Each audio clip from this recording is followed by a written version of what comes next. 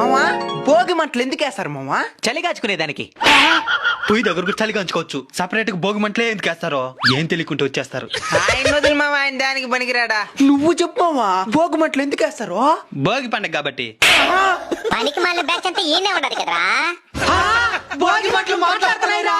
చిన్నప్పటి నుంచి చేసుకున్నారు భోగి పండగ. భోగి పండగ అంటే ఏంది తెలీదా? అంటే అది ఎవరు అర్థమయ్యే విధంగా చెప్పలేదు మా. సరే నేనే చెప్తా, నేనండి. సరే మా. సంవత్సరానికి 12 నెలలున్నట్టు 12 రాశులు కూడా ఉంటాయి. అవును, నాది సింహరాశి.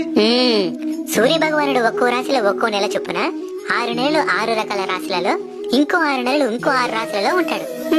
కర్కాటక రాశి నుండి ధనుర్ రాశి వరకు సూర్యుడుండే 6 నెలల సమయాన్ని దక్షిణాయనం అంటారు.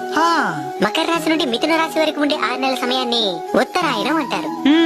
భోగి అనేది దక్షిణాయనంలో చివరి రోజు అన్నమాట. అప్పుడు రేపు ఏ ఆయనం ప్రారంభమవుతుంది? ఉత్తరాయణం. శబాష్. సూర్యుడు ఏ రాశిలోకి ప్రవేశిస్తాడు?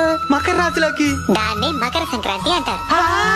దక్షిణాయనంలో తాము ఎదుర్కొన్న కష్టాలు బాధలని భోగి మంటల రూపంలో అగ్నిదేవునికి సమర్పించి నువ్వుల నూనెతో తలంటు స్నానం చేస్తారు. అవును. పాత వస్తువులన్నిటినీ భోగి మంటల్లో వేసి నూతన జీవనానికి నాంది పలుకుతారు. అలానే చిన్నపిల్లలపై భోగి పళ్ళు పోసి సూర్యదేవుని అనుగ్రహం కలగాలని ఆశీర్వదిస్తారు.